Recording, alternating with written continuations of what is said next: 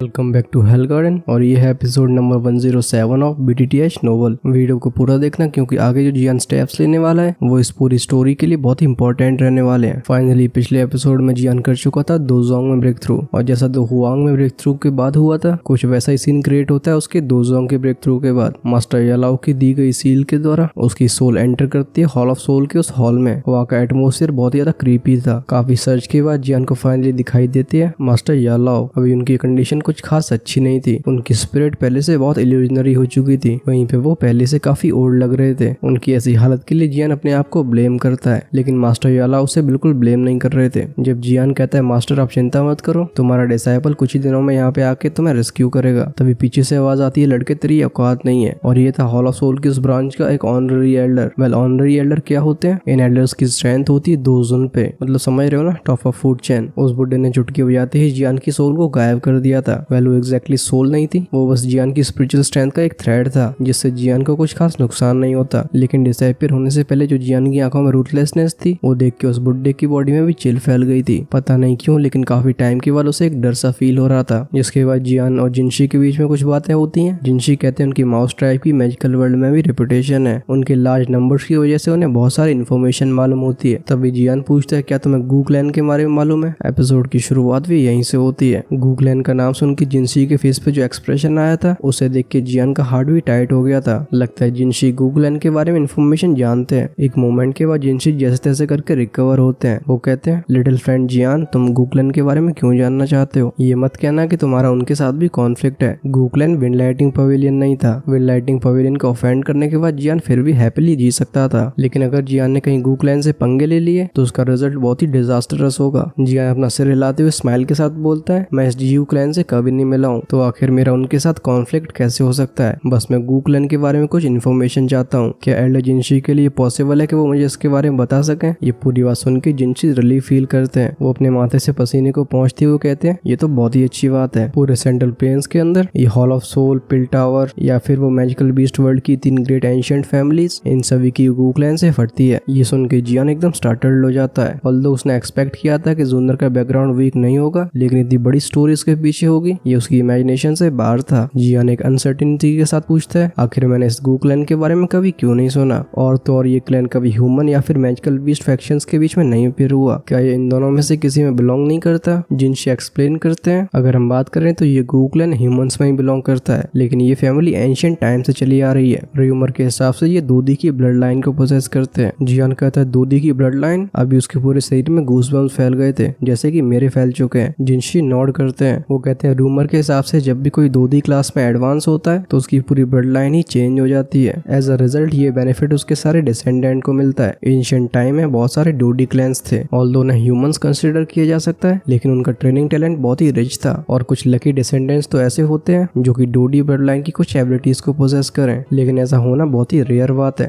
ये चीज पूरी लक पे ही डिपेंड करती है। जिनशी जब दूधी के बारे में बात कर रहे होते हैं तो उनकी आंखों में वो रिस्पेक्ट छिप नहीं रही थी। ये रिस्पेक्ट इस दुनिया के सबसे स्ट्रॉन्गेस्ट कल्टिवेटर के लिए है। वो कहते हैं जो क्लैंस दूधी ब्लड लाइन को पोजेस करते हैं वो आउटसाइडर्स को बहुत नीचा समझते हैं, क्योंकि उन्हें अपनी ब्लड लाइन की प्योरिटी को मेंटेन करना होता है। तो अगर वो किसी ऑर्डिनरी इंसान से शादी करना भी चाहें तभी वो इंसान बहुत ही आउटस्टैंडिंग होना चाहिए। एंशिएंट टाइम में बहुत सारे ऐसे क्लैंस थे जो दूधी ब्लड लाइन को पोजेस करते थे, लेकिन जैसे जैसे टाइम आगे गुजरता गया इनमें से बहुत ही कम रह गए हैं। और इन सर्वाइवर्स में से है ये मिस्टीरियस गू क्लैन। कॉन्टिनेंट में क्या स्ट्रेंथ की रैंकिंग है इसमें गू क्लैन को कोई इंटरेस्ट नहीं है, लेकिन उनकी स्ट्रेंथ पे कोई डाउट नहीं कर सकता। इनके फैक्शन में बहुत सारे एक्सपर्ट्स हैं। अगर ऑनेस्टली कहूँ तो इस पूरे के पूरे कॉन्टिनेंट में से बहुत ही कम फैक्शंस हैं जिनकी इनसे बात करने की औकात हो। ये सुन के जियान नॉड करता है। उसे अब समझ में आता है कि जूनर ने ऐसा क्यों कहा था कि जब तक जियान दोजोंग में एडवांस न कर ले वो उसे ढूंढने ना आए। तो ये गू क्लैन इतना स्कैरी है। जब वो हॉल ऑफ सोल के बारे में सोचता है जिनकी गू क्लैन से खुद फटती थी, जियान इमेजिन नहीं कर पा रहा था कि गू क्लैन की स्ट्रेंथ कहाँ पे होगी। जियान कहता है एल्डर जिनशी कि आपको गू क्लैन के हेडक्वार्टर्स के बारे में मालूम है? जिनशी एक्सप्लेन करना कंटिन्यू करते हैं। सेंट्रल प्लेन्स का ईस्टर्न रीजन बेसिकली गू क्लैन को ही बिलोंग करता है। अगर कुछ फैक्शंस को छोड़ दिया जाए तो बाकी सारे के सारे फैक्शंस उनके वेसल्स हैं, लेकिन गू क्लैन उनके मैटर्स में काफी कम इंटरफेयर करता है। नॉर्मली गू क्लैन के सारे मेंबर्स गू रियल में ही रहते हैं। इस अनफैमिलियर वर्ड को सुन के जियान स्टार्टल्ड हो गया था। वो कहता है जियो रियल। एल्डर जिनशी एक डीप ब्रेथ के बाद बोलते हैं कोई भी एक्सपर्ट जो कि दोशेंग क्लास में पहुंच जाता है वो बेसिकली इस दुखी कॉन्टिनेंट का एकदम पीक एक्सपर्ट बन जाता है। तब वो ऑलरेडी ऑर्डिनरी एक्सपर्ट्स को सरपास करके एकदम होली लेवल पे पहुंच चुका होगा, उनकी स्ट्रेंथ भी वहां तक पहुंच गई होगी जिसे किसी नॉर्मल इंसान के लिए इमेजिन करना बहुत डिफिकल्ट है। एक ऐसे रियल्म को ओपन करना जहाँ पे लोग रह सके, ये दोशंग रियल्म का एक इंडिकेटर है। अभी जिनशी की आवाज में एक एनवी कंटेंट थी। वो कहते हैं इस जियो रियल्म को जियो क्लैन के एंसेस्टर्स के द्वारा बनाया गया है, जिनकी स्ट्रेंथ दोशंग लेवल पे भी काफी टेरिफाइंग थी। जियो रियल्म की स्ट्रेंथनिंग प्रोसेस अभी तक चली आ रही है। इतने सारे दोशंग एक्सपर्ट्स के एफर्ट्स की वजह से इस जियो रियल्म का साइज कम से कम नॉर्दर्न रीजन के बराबर तो होगा ही, अगर उसे पूरे सेंट्रल प्लेन से कंपेयर ना किया जा सके। वो पूरी की पूरी जगह जियो क्लैन को ही बिलोंग करती है। इस वजह से सेंट्रल प्लेन्स के ऑर्डिनरी लोग उसे बिल्कुल समझते नहीं है। जियान एक कोल्ड ब्रेथ को इनहेल करता है। एक रियल्म को ओपन करना क्या इतनी फ्राइटिंग चीज को क्रिएट करना कोई इंसान अपनी स्ट्रेंथ के द्वारा अचीव कर सकता है। एक एलीट दोशंग सच में इतना पावरफुल होता है कि लोग इन पावर्स के ऊपर बिलीव ही नहीं कर सकते। जब जियान सोचता है कि दोशंग सिर्फ अपने हाथ को उठाते ही स्पेस को चीर सकते हैं तो उसकी भी बॉडी ट्रेम्बल हो गई थी। इतनी भयानक स्ट्रेंथ पोजेस करता है कि दोशंग, तो फिर दोदी की स्ट्रेंथ किस लेवल पे जाती होगी। मेरे ख्याल से अभी तक जियान चकरा गया होगा। अगर इन दोनों को कंपेयर किया जाए तो जैसा कि जिनशी ने बोला था कि एक दोदी अपनी पूरी डिसेंडेंट्स की ब्लड लाइन को चेंज कर सकता है, ये कोई फेक स्टोरी नहीं लगती। जिनशी अपने सिर को हिलाते हुए एक रिग्रेट के साथ बोलते हैं, इवन मुझे भी ये नहीं पता है कि उस जियो रियल में कैसे एंटर करते हैं। अगर हमारी गोल्ड सॉलिंग माउस टाइप के मेंबर्स इतने ज्यादा नहीं होते तो मेरी स्ट्रेंथ के हिसाब से मैं इतना क्वालिफाइड ही नहीं हूँ कि मैं जियो रियल के बारे में कुछ जान सकूं। जियान नॉड करता है। गू क्लैन के बारे में इतनी सारी इन्फॉर्मेशन जानने के बाद जियान काफी सेटिस्फाइड फील कर रहा था। ऑल्दो इस जियो क्लैन की स्ट्रेंथ बहुत ही ग्रेट है, लेकिन वो जूनर के लिए वहां पर जरूर जाएगा, भले ही वो जगह एक्सट्रीमली डेंजरस हो। ऑल्दो जियान को ये नहीं पता होता कि गू रियल में कितने सारे एक्सपर्ट्स हैं, लेकिन most likely hall of soul से तो बिल्कुल कम नहीं होंगे। इवन दो जियान ने अभी दोजोंग क्लास में ब्रेक थ्रू कर लिया है, तब भी उसकी करंट स्ट्रेंथ काफी इनसफिशिएंट दिखाई देती है। ऑफ कोर्स ये जियान के लिए कोई ऑब्स्ट्रक्शन नहीं बन रहा था। जियान अपनी दांती मीचते हुए दिल में बोलता है, एक बार मैं मास्टर यालाओ को रेस्क्यू कर लूं तो मैं जियो क्लैन में जरूर जाऊंगा, भले ही तुम चाहे कितने भी पावरफुल हो, लेकिन एट द एंड तुम इंसान ही हो। उसे गू क्लैन के पीछे की स्ट्रेंथ को देख के कोई डर नहीं फील होता। जूनर ने उसका इतने सालों तक वेट किया है, चाहे सिचुएशन कैसी भी हो, लेकिन उसे वहाँ पे एक ट्रिप करनी ही पड़ेगी वरना जियान हो जाएगा बेवफा। वो कहता लगता है मुझे जिनशी के अंदर के फायर पॉइजन को जल्दी से एक्सपेल करना होगा। म्यूचिंग लुआन ने जिस 4 पवेलियन ग्रैंड मीटिंग के बारे में बताया था वो भी अब काफी पास आ गई है। अगर मैंने इसे मिस कर दिया तो पता नहीं कब मैं जाके फंगजुनजे से मिल पाऊंगा। सीन चेंज होता है और हमें दिखाया जाता है जियान। जिनजियू की एफिशिएंसी ने जियान के एक्सपेक्टेशंस को एक्सीड कर दिया था। आफ्टरनून से पहले ही सारी की सारी जड़ी बूटियां उसके हाथ में आ जाती हैं। हम देखते हैं रॉक हाउस को जिसके ऊपर फॉग फ्लोट कर रहा होता है। इस फॉग में बहुत ही डेंस मेडिसिनल फ्रेग्रेंस होती है। इस रॉक हाउस के अंदर एक बहुत ही बड़ा वुडन बेसन होता है, मतलब लकड़ी का बना एक टब मान लो यार। अभी जिनशी इस वुडन बेसन में बैठे हुए थे, उनकी गर्दन तक भरा होता है वो बॉइलिंग वाटर। इस टेम्परेचर को ब्लॉक करने के लिए वो अपनी दुर्गी का इस्तेमाल भी नहीं कर पा रहे थे। इस वजह से जिनशी के चेहरे पे बहुत सारा पसीना होता है। वुडन बेसन के साइड में बैठा हुआ था जियान। अभी उसके हाथ में एक जेड ग्रीन फ्लेम देखी जा सकती है। अभी इस फ्लेम के अंदर बहुत सारे मेडिसिनल इंग्रेडिएंट्स होते हैं। कुछ समय के बाद ये रिफाइन होकर ट्रांसफॉर्म हो जाते हैं एक फायरी रेड लिक्विड में। चुटकी बजाते ही ये लिक्विड गिर जाता है बेसन में। जैसे इसने पानी की सरफेस को छुआ था, पूरे बेसन का पानी एकदम फायरी रेड हो जाता है। हम इसमें से कई बुलबुलों को क्रिएट होता हुआ देख सकते हैं। जियान की स्टोरेज रिंग में से एक मेडिसिन पिल बाहर आती है। फाइनली ये जिनशी के सामने आके फ्लोट करने लगी थी। वो कहता है इस मेडिसिन पिल को कंज्यूम करो। जिनशी फटाक से इस पिल को गटक लेते हैं। जैसे ही ये मेडिसिन पिल उनकी बॉडी में एंटर करती है, एक बोन चिलिंग कोल्डनेस उनकी बॉडी में फैलने लगती है। फाइनली इस ठंडक ने उनकी पूरी बॉडी को कवर कर लिया था। एट द सेम टाइम जो जड़ी बूटियों की स्ट्रेंथ इस बेसन में थी वो भी जिनशी की बॉडी में एंटर करने लगती है। जब ये कोल्ड और हॉट एनर्जी एक दूसरे में कोलाइड होती है तो जिनशी की बॉडी से कई ग्रेश लिक्विड के ड्रॉपलेट्स बाहर आते हैं। मेनली ये पॉइजन उनकी नोज से रिलीज हो रहा था। जैसे जैसे ये फिशी ग्रे लिक्विड बाहर आता है, जिनशी की बॉडी ट्रेम्बल करने लगती है। अभी उन्होंने अपने टीथ को क्लेंच करके रखा था। लगातार उनके मुंह से हिसिंग साउंड्स बाहर आते हैं। क्लियरली जैसे जैसे ये फायर पॉइजन बाहर आ रहा था, जिनशी को बहुत ही इंटेंस पेन को सफर करना पड़ रहा था। जब साइड में खड़ी जिनजियू जिनशी के इस एक्सप्रेशन को देखते हैं तो वो भी काफी एंग्शियस हो गए थे, लेकिन जियान का फेस एकदम काम होता है। वो कहता है आपको इतना एंग्शियस होने की जरूरत नहीं है, ये बस एक नॉर्मल सा पेन है, इन्हें बस थोड़ी सी और देर तक इंड्योर करना होगा, जिसके बाद सब कुछ ठीक हो जाएगा। जैसे ही वो अपने हाथ को वेव करता है, एक जेड ग्रीन फ्लेम का क्लस्टर नीचे जाता है। फाइनली ये लैंड हुआ था उस बेसन में। ऐसा होने पे उस फायरी रेड लिक्विड का टेम्परेचर बहुत ही तेजी से राइज होता है। जैसे ही पानी का टेम्परेचर बढ़ा था, जिनशी का चेहरा एकदम जलते हुए कोयले जैसा हो जाता है। उनके मुंह से काफी गर्म हवाएं रिलीज होती हैं। उनकी इस अपीयरेंस को देख के जिनजियू की बॉडी एकदम नम हो जाती है। अगर उनकी बॉडी से फायर पॉइजन बाहर नहीं आ रहा होता तो उन्हें पक्का ये लगने वाला था कि जियान जिनशी को मर्डर कर रहा है। पानी में एंटर किए इस फ्लेम को ज्यादा टाइम नहीं हुआ था, लेकिन जिनशी की बॉडी से वो ग्रे कलर का लिक्विड और भी तेजी से बाहर आने लगता है। लेकिन जैसे ही heaven mountain fire poison appear हो रहा था, जियान की हेवनली फ्लेम इसे तुरंत ही इंसिनरेट कर रही थी। इस वजह से इस वुडन मेसन की जो मेडिसिनल स्ट्रेंथ की प्योरिटी होती है वो लगातार मेंटेन रहती है। ये मेथड जिसमें आइस और फायर दोनों का यूज होता है उस पॉइजन को एक्सपेल करने करने में। ये पूरी प्रोसेस चलती रहती है 8 घंटों तक। फाइनली जब इस वुडन वेसन की मेडिसिनल स्ट्रेंथ एग्जॉस्ट हो जाती है तब ये दोनों रुकते हैं। हाउएवर ये तो कहना ही पड़ेगा कि जिनशी की बॉडी में फायर पॉइजन काफी डीप चला गया था। जियान ने इस खतरनाक मेथड को इतने टाइम तक यूज किया था, लेकिन इसके बाद भी एक ही बार में एक्सपेल नहीं हुआ था। जिनशी इस वुडन वेसन में से खड़े होकर अपने कपड़ों को पहनते हैं। जियान भी अपनी हेवनली फ्लेम को वापस रख लेता है। वो कहता है ऐसी स्पीड को देखते हुए आपकी बॉडी का फायर पॉइजन आई थिंक 5 दिन में रिमूव हो जाएगा। तब मैं आपके लिए एक मेडिसिनल लिक्विड को रिफाइन करूंगा। आपको उस लिक्विड का यूज करके 2 या 3 घंटे तक उसमें सोक करना होगा। जब आप ऐसा लगातार 2 या 2.5 महीने तक करते रहोगे तो बचा हुआ पॉइजन आपकी बॉडी से एकदम गायब हो जाएगा। जिनशी जियान की तरफ बाव करके एक डीप आवाज में बोलते हैं, मिस्टर जियान आपका बहुत बहुत धन्यवाद। हमारी गोल्ड सॉलोइंग माउस ट्राइब आपके इस फेवर को कभी नहीं भूलेगी। अगर फ्यूचर में आपको किसी भी तरीके की हेल्प की जरूरत होती है आप हेवन आई माउंटेन में आके मुझे ढूंढ सकते हो। जिनशी अपनी बॉडी के चेंज को फील कर पा रहे थे। जो डिजीज इतने सालों से गई नहीं थी अब वो जाने के साइंस को शो करने लगी थी। अभी उनका दिल बहुत ही एक्साइटेड था। ये सुन के जियान की आंखें भी ब्राइट होती हैं। वो जिनशी को देखता है जो कि पहले से बेटर दिख रहे थे। उसका हाथ जाता है अपने चेस्ट पे। एक फ्राइटनिंग पॉइजन उसकी खुद की बॉडी में भी एंटर कर चुका था। ऑफ कोर्स ये बात हो रही है डेमन पॉइजन स्पॉट की। इस चीज ने जियान को भी कई सालों से परेशान किया है। ऑल्दो जियान को अभी कोई एलीट दोजोन नहीं मिला था, लेकिन वो ऑलरेडी दोजोन क्लास में एडवांस हो चुका है। उसके रेजिस्टेंस की एबिलिटी भी काफी इंक्रीज हो गई है। वो कहता है अगर मैं अपनी स्ट्रेंथ के साथ इस डीमन पॉइजन स्पॉट को रिफाइन करता हूँ और उस दोजों की लाइफ टाइम की दुई की मुझे मिल जाती है तो सच में ये मेरी स्ट्रेंथ के लिए बहुत ही बड़ा टॉनिक होगा। ये बात सोच के जियान की आंखें और भी हीटेड हो जाती हैं। ऐसी बात नहीं है कि इस डीमन पॉइजन स्पॉट को रिफाइन करने की बात वो 1 या 2 दिन से सोच रहा हो। अगले 3 दिनों तक जियान लगातार जिनशी की बॉडी से उस हेवनली माउंटेन फायर पॉइजन को बाहर निकालने की कोशिश करता है। ये उसका डेली रूटीन बन चुका था। जियान के लगातार एफर्ट्स की वजह से जिनशी की कंडीशन हर दिन इंप्रूव हो रही थी। इस वजह से जिनशी का एटीट्यूड भी काफी जल्दी चेंज होता है। दोजों क्लास में ब्रेक थ्रू के बाद जब वो जियान को इक्वल ट्रीट कर रहे थे वहीं पे अब वो जियान से काफी रिस्पेक्टफुल टोन में बात करते हैं। ऑल्दो जियान को दोजों में ब्रेक थ्रू करे हुए कोई ज्यादा समय नहीं हुआ है, लेकिन उसकी दूसरी आइडेंटिटी एज एल्केमिस्ट जिनशी के रिस्पेक्ट की बिल्कुल वर्दी थी। आफ्टर ऑल सेंट्रल प्लेन्स में सभी लोग जानते थे कि एक हाई टियर के एल्केमिस्ट से फ्रेंडशिप करना ये बहुत ही लकी बात है। जिनशी की हेल्प के बाद जो जियान के पास टाइम बचता था वो टाइम जाता था अपने डीमन पॉइजन स्पॉट को रिजॉल्व करने में। जितने दिनों तक ये चीज उसके चेस्ट में बनी रहती है तब तक जियान चैन से सांस नहीं ले सकता। पिछले कुछ दिनों की स्टडी के दौरान जियान को इस डीमन पॉइजन स्पॉट की और भी अच्छी अंडरस्टैंडिंग हो जाती है, लेकिन वो कुछ भी रेकलेस नहीं करता। ये demon poison spot extremely terrifying था। अगर तब लिटिल फेरी डॉक्टर ने इसे सील नहीं किया होता तो ये काफी टाइम पहले ऑलरेडी इरप्ट हो चुका होता। भले जियान ने दोजों क्लास में ब्रेक थ्रू कर लिया हो, लेकिन उसके लिए फिर भी सील से छेड़छाड़ करना सही बात नहीं है। जैसे जैसे उसका कॉन्फिडेंस और बढ़ता है तब इस डीमन पॉइजन स्पॉट पे एक्शन लेना और भी आसान होगा। ऐसे ही टाइम आगे फ्लो करता है। हमें दिखाया जाता है रॉक हाउस के अंदर फिर से वो वुडन बेसन। अब इसके अंदर एक फायर बर्न हो रही थी। बस उस घर का जो मिडिल स्पॉट था वहीं पे हॉट एयर नहीं थी, क्योंकि वो जगह थी जिनशी की खोपड़ी जो कि पानी में से बाहर आ रही होती है। इस समय जिनशी बहुत ही एनर्जेटिक दिखाई दे रहे थे। अभी उनका ऑरा और लाइवलीनेस दोनों ही काफी इंप्रूव हो चुके थे। क्लियरली पिछले कुछ टाइम के दौरान जियान ने जो इस फायर पॉइजन को एक्सपेल किया था ये एक्सपेलिंग काफी इफेक्टिव रही है। कुछ टाइम के बाद हम यहाँ के फॉग को थिन होते हुए देखते हैं। जो बेसिन के अंदर फायरी रेड वाटर होता है अब वो काफी ट्रांसपेरेंट हो गया था। इसके अंदर का जो मेडिसिनल लिक्विड होता है वो जिनशी की बॉडी में ऑलरेडी एंटर कर चुका था। हमारा ध्यान जाता है जियान पे। हाथ को वेव करते ही वो ग्लेज लोटस हार्ट फ्लेम वापस से उसकी बॉडी में समा जाती है। वो भी एक रिलीफ फील करता है। अच्छी बात है कि उसने ऑलरेडी दोजों में ब्रेक थ्रू कर लिया है, वरना उसकी 9 स्टार दोहुआ की स्ट्रेंथ के साथ इतने लंबे समय तक इस पॉइजन को एक्सपेल करना काफी